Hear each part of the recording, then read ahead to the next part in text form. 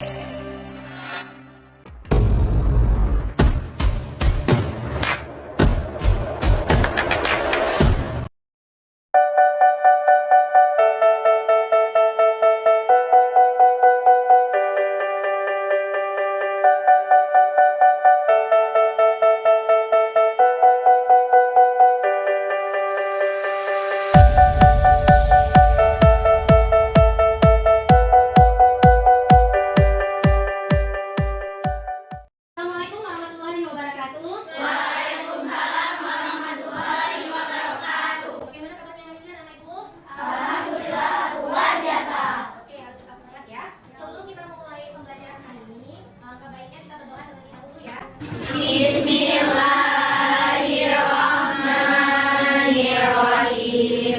Rabbi zidni ilman warzuqni fahman. Amin. Ibu, hari ini siapa ya yang tidak hadir?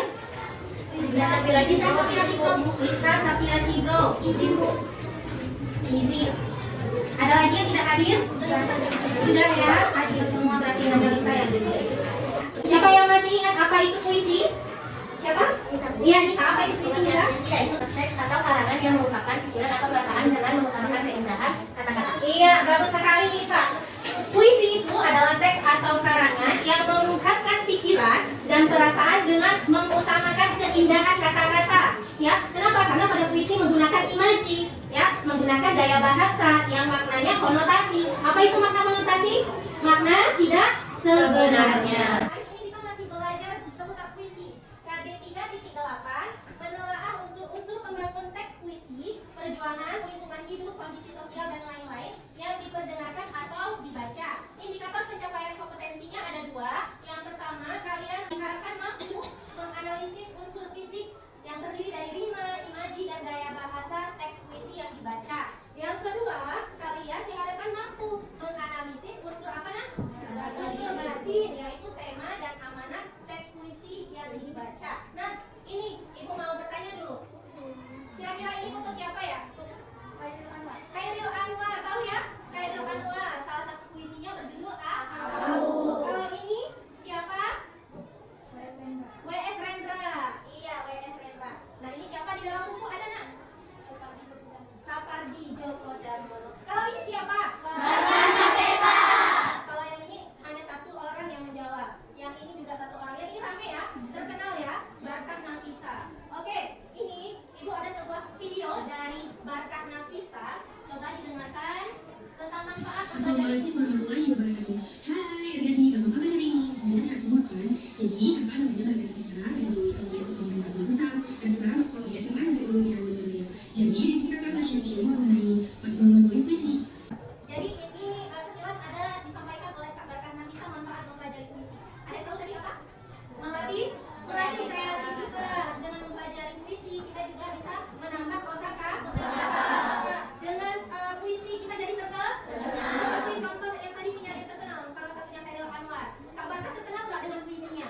Ya, dengan puisinya Barkan Nafisa terkenal. Bahkan ada puisinya yang masuk 49 se-Asia Tenggara. Kalian mau nggak terkenal dengan puisi? Mau. Jadi jangan sungkan untuk menulis puisi, membaca puisi. Oke, selanjutnya penilaian. Jadi sama aja seperti sebelumnya. Untuk penilaian itu Ibu akan menilai sikap kalian. Kemudian pengetahuan itu nanti berdasarkan hasil LKPD ini yang akan Ibu masukkan ke penilaian pengetahuan. Oke, anak-anak Ibu semua siap untuk belajar hari ini? Siap, Bu. Semangat? Semangat. Ibu mau semuanya berdiri? Kita coba tepuk sukses ya. Sama-sama semangat ya? Ya, Bu. Tepuk sukses. Banyak doa dan usaha, harus yakin, pasti bisa, kita pasti sukses. Yes, yes, yes. Oke, teman-teman. Silakan bersuara Ibu. Harus semangat, oke? Nah, sekarang kita masuk kepada materi hari ini ya. Unsur pembangun puisi. Unsur pembangun puisi ada dua. Yang pertama unsur fisik. Yang kedua ada unsur batin. Kalau unsur fisik sama seperti manusia nih, kita bisa melihat secara langsung dari tampilan puisinya, dari kata-katanya. Kalau unsur batin itu tersembunyi dia. Batin kita juga tersembunyi ya. Nah, seperti itu dia. Ini dia diksi. Coba siapa yang bisa baca satu orang diksi? Ini. Ambil. Diksi pemilihan kata untuk mengungkapkan gagasan. Diksi yang digunakan oleh Barkan Nafisa pada puisinya adalah buana atau dunia, halsa atau sulit, kalbu atau hati, gelabah atau sedih, asma atau jiwa. Oke, dalam puisinya yang masuk 49 besar se-Asia Tenggara, dia menggunakan diksi buana untuk kata dunia, ya. Kemudian dia menggunakan diksi harsa yang artinya sulit. Jadi pilihan kata itulah yang membuat puisi itu menjadi indah. Di dalam materi itu sudah cukup jelas diberikan contoh-contohnya. Udah dibaca belum? Udah ya. Nah ini kita uji dulu pengetahuan imaji. Seruling bergema di antara bukit Pina. Ini imaji apa? Ya, pendengaran, karena seakan-akan kita mendengar suara seruling. Memandang lepas ke tengah laut, imaji apa? Kelihatan memandang. Jadi menggunakan indera mata. Namun pilu yang mengunjung. Aroma hutan. Oke, paham ya? Oke, selanjutnya ada tipografi. Nah, coba lihat di buku paket. Buku paket itu ada puisi Hujan Bulan Dunia. Nah, itu tipografi yang digunakan menggunakan rata kiri. Uji pengetahuan rima, ya. Siapa yang baca? Coba yang apa? Bisa? Coba. Kamu berpakaian hijau menemaniku yang sering bisa menjadiku sesuatu yang membuat galau hati pun terjangkau. Terjangkau. Ini bunyi akhirnya au au au. Artinya dia a. Rima apa? Rima terus. Nah, kalau ini siapa yang mau baca? Nampak nak? Aku ingin pulang kembali menurut jalan desa, main bersama teman dan berisi kali serta dari aroma pasar. Ya, ini Lisa. Berarti A B. Rima apa namanya? Nah, seperti itu dia bisa dipahami. Oke. Nah, selanjutnya majas atau gaya bahasa. Majas atau gaya bahasa ini banyak sekali tapi ya dalam puisi itu yang umum digunakan atau yang sering digunakan itu majas personifikasi. Yang kedua majas hiperbola. Yang ketiga majas metafora. Yang keempat majas simile. Ya. Ini coba uji pengetahuan ya. Jeritan hatiku menggelegar hingga terdengar sampai kutub utara. Majas hiperbola. Karena berlebih. Langit menangis sepanjang sore. Personifikasi karena menangis itu sifat manusia. Bagai mutiara. Sini. Ya, bagus sekali. Sungguh malang nasib bunga desa itu. Metafora karena ada ungkapan kan? Iya, bunga desa itu artinya apa? Ya, gadis yang paling cantik di desa itu. Itu maknanya. Unsur batin ada 4 nah.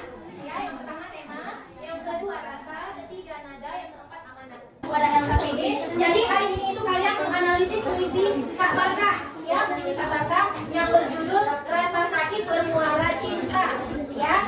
Oke, ini kembalikan terus ya.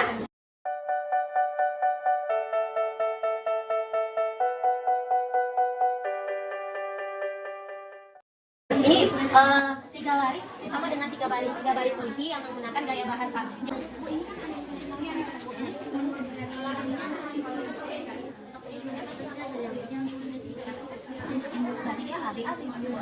Ya. 4 larik, berarti kalau ibu bilang 4 larik berarti bisa aja dalam satu bait itu 1 bait ya. Kalau 1 bait, kalau ini kan 1 bait ada 4 baris atau 4 baris, bisa aja nih nomor 1 ini 2 ini 3 ini 4 ini bebas. Boleh satu-satu, pokoknya di antara ini semua mana yang imaji penglihatan.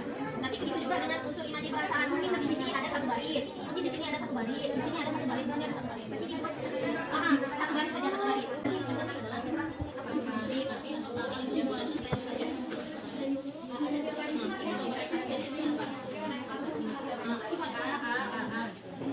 Oh, unsur tema ya, temanya itu tentang apa? Kalau tadi kan ada temanya tentang kerinduan, ada perjuangan, ada pahlawan. Kalau ini tentang apa?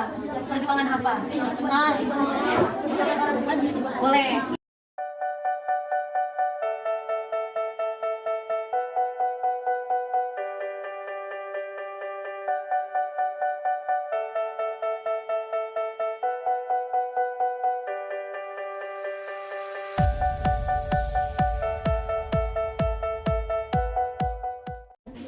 Boleh, silakan maju Amel.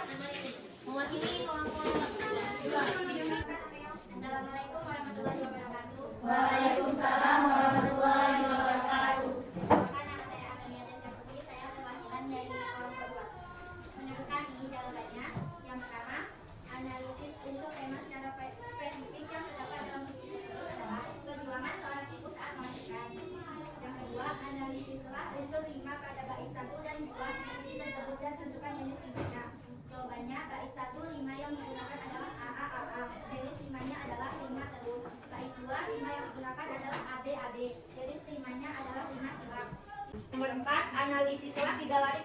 menggunakan gaya bahasa.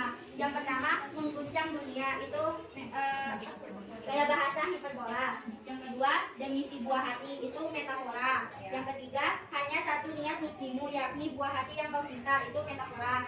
Yang kelima, analisislah unsur amanat yang terdapat dalam puisi tersebut. Jawabannya, kita harus sayang kepada ibu kita karena di dalam puisi ini mengandung tentang rasa sakit dan perjuangan seorang ibu terhadap anaknya. Oke, tepuk tangan untuk Bapak. Sudah sangat bagus sekali mempresentasikan hasil LKPD-nya. Apakah dari kelompok kalian ada yang berbeda jawabannya sama kelompok kalian? Yang sama ada yang beda. Nomor 1 sama nomor 5 yang beda. Karena kayak pendapat sendiri. Oh ya. Yang Kalau yang pakai bahasa gaya bahasa kan banyak. Ada banyak gitu. Jadi mungkin ada yang beda. ya. Ada yang pada kalau pernah tahu. Iya, bagus sekali kelompok. Jadi, boleh duduk Adel ya. Anak-anak ibu semua, tadi tanggapan dari Nofus banyak yang berbeda, itu nomor 1 dan nomor 5. Mengapa? Karena untuk tema dan amanat itu kan terdapat kelompok ya. Jadi, meskipun jawabannya berbeda, tapi ibu yakin jawaban kalian tadi setelah ibu perhatikan, ibu keliling, itu benar. Untuk amanat itu ya tidak jauh-jauh dari ya seorang anak harus berbakti kepada kedua orang tua. Intinya seperti itu kan? Ya, meskipun kalimatnya berbeda, tapi intinya sama. Untuk yang gaya bahasa tadi, ibu minta hanya 3. Ada yang menemukan berbeda dari kelompok Amel. Ada tadi permata. Permata itu juga ungkapan. Jadi ini termasuk juga belajar cerita. Ada juga tadi menggenjang dunia. Itu hiperbola. Ada menggunakan ungkapan buah hati. Ada 2 larik atau 2 baris. Ya, itu juga majas metafora. Jadi secara keseluruhan berarti semuanya udah sangat bagus sekali jawaban setiap kelompok. Sama untuk kita semua. Bagaimana pembelajaran kita hari ini? Menyenangkan tadi bagian mana yang menyenangkannya? Kami jawab LKPD. Akhirnya untuk sukses ya. Oke, jadi untuk sukses itu semangat lagi pembelajarannya seperti itu. Nah, ibu mau tanya yang kesulitan kalian nih dalam mengerjakan LKPD di bagian yang mana? Yang puisi kira-kira? Nomor 4 apa? Soalnya nomor 4? Yang menggunakan gaya bahasa. Oh, yang menggunakan gaya bahasa ya. Sebenarnya kalau kita sudah paham materinya nggak sulit ya. Anak-anak ibu, siapa yang bisa menyimpulkan pembelajaran hari ini? Ya, siapa yang namanya? Indah. Oke, Indah. Berdiri Indah. Ya, Unsur visi terbagi menjadi 2, yaitu unsur fiksi dan unsur batin. unsur fisik. Dan unsur batin. Unsur fiksi yaitu fiksi. Bukan fiksi, nanti kalau fiksi bahaya lagi. Unsur fiksi yaitu Fiksi. Oke, nggak apa. Tapi rima gaya bahasa remaja. Iya. Unsur batin yaitu tema, rasa, nada, dan amanat. Oke, tepuk tangan untuk Indah. Silakan Indah lagi. Iya, jadi sedikit ibu berikan penjelasan kesimpulan yang disampaikan oleh Indah ya. Jadi sekali lagi bukan unsur fiksi ya, nggak apa-apa. Unsur pembangun puisi itu terdiri dari 2. Yang pertama unsur fisik, yang kedua unsur batin. Kalau unsur fisik itu dia terlihat secara langsung dari kata-katanya. Kalau batin itu tersembunyi. Unsur fisik terdiri dari 5, ada diksi, ada imaji, ada rima, kemudian ada tipografi, ada bahasa. Kemudian untuk unsur batin itu ada 4 ya, ada tema, ada dan amanat. Ya boleh sebalik-balik. Yang penting kita paham mana yang termasuk unsur fisik, mana yang termasuk unsur batin. Oke, anak-anak ibu semua, terima kasih untuk hari ini. Mudah-mudahan LKPD-nya semuanya nilainya melebihi KKM, yang ada yang remedial ya. Jadi untuk materi selanjutnya itu kita akan mencoba menulis puisi ya. Itu di pertemuan selanjutnya. Terima kasih untuk hari ini. Mudah-mudahan pembelajaran hari ini bermanfaat. Bermanfaat nggak? Bermanfaat. Ya, mudah-mudahan dengan mempelajari materi ini kalian mudah nanti menulis puisi. Oke. Nah, kita tutup pembelajaran hari ini dengan doa penutup majelis. Anak-anak ibu kita berdoa semuanya.